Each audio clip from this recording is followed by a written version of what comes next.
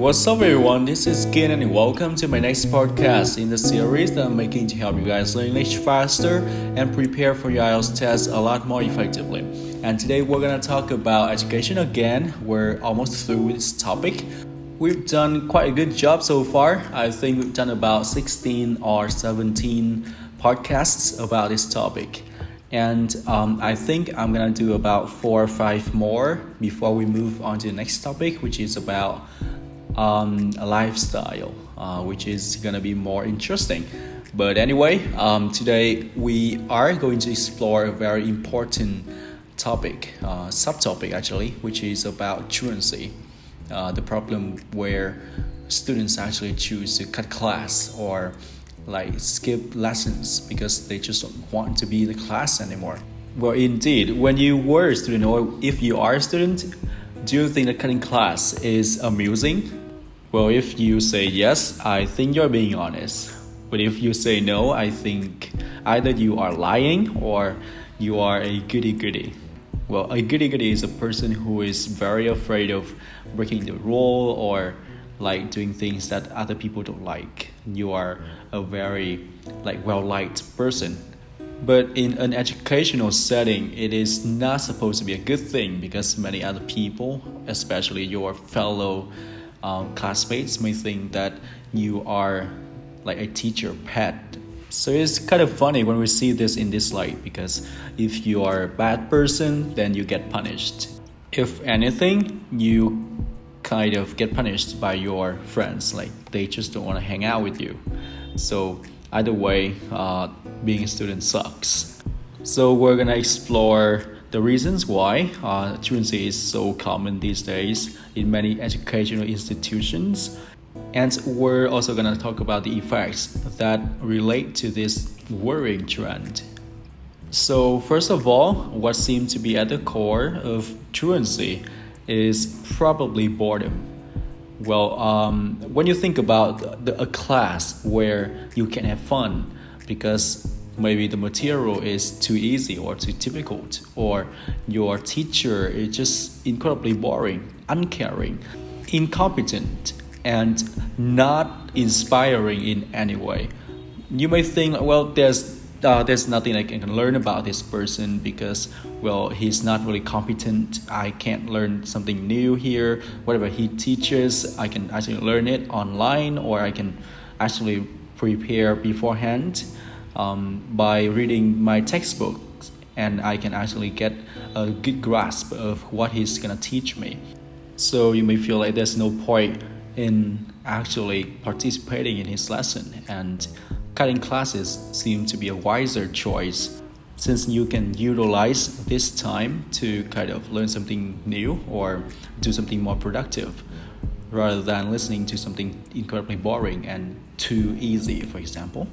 Of course, we also need to talk about classes where the material is just too difficult for a child to study.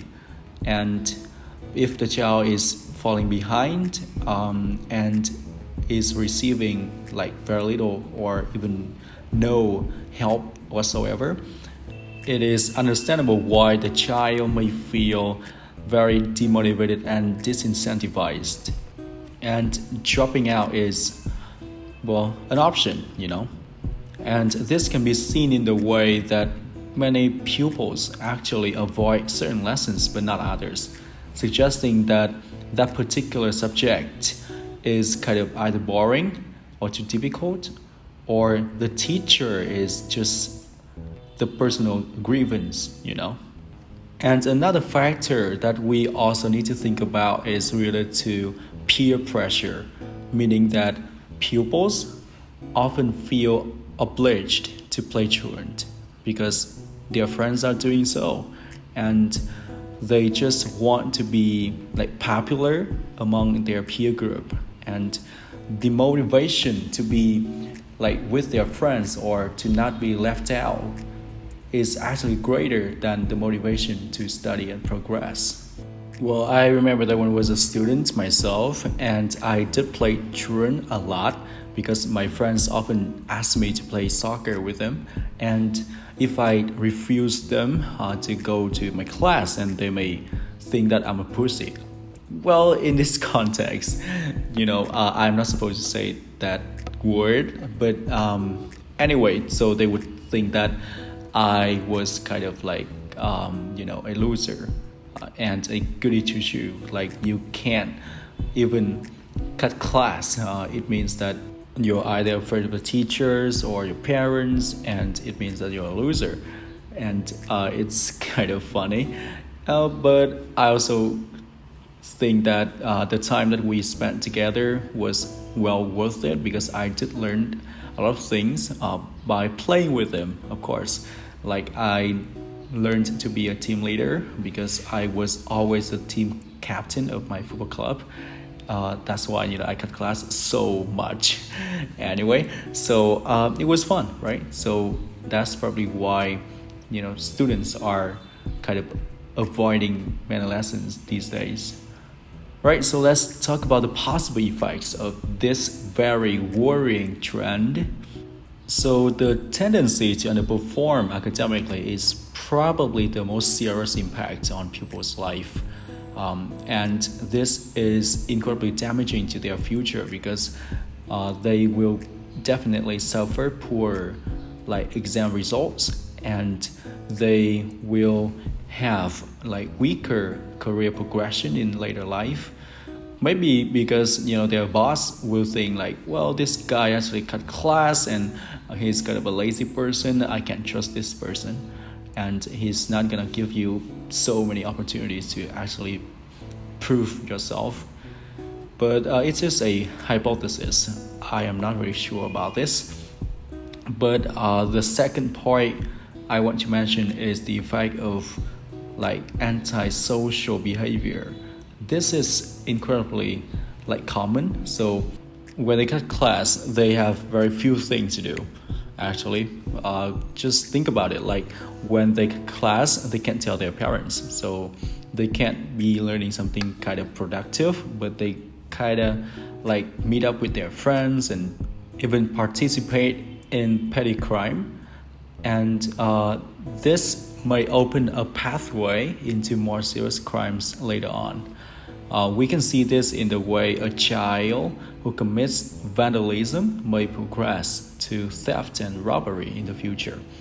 So this serious problem is probably related to the quality of teaching, peer pressures for sure, and the effects are wide-ranging, including things like underperformance, or you can say underachievement.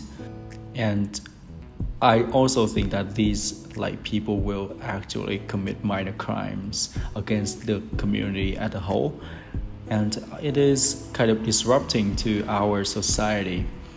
Okay, so that was it about the problem of truancy, and let's move on to talk about the use of AI in classrooms. Do you think that one day AI will even permeate future classrooms where the presence of teachers will no longer be needed? Well, many people actually think that this scenario is very likely because, fundamentally, the role of teachers in a classroom is about transferring knowledge to learners, and this could be done by AI teachers. And well, this theory is not really groundless, because when you think about the capacity of AI teachers, you will know that AI teachers' knowledge would be invariably superior to that of their human counterparts. And I think if we see this in this light, AI teachers are actually capable of delivering lessons better than human ones. Well, this line of reasoning is not entirely true, because it fails to factor in the fact that such lessons would become incredibly boring and clinical. And as a result, we may experience very low interest in learning within the class. And this is very less likely to happen in a classroom, in a traditional classroom, because human teachers actually have the ability to recognize how their students are responding to their lessons and how they feel towards their lessons.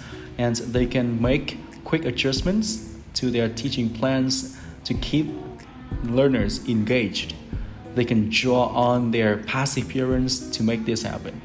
But AI teachers, they can't do it.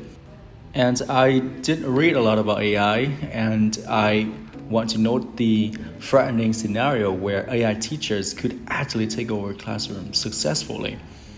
Because this will mean that they would have the ability to recognize children's emotions, appeal to their feelings, and deal with children's unpredictable behaviors in an appropriate way.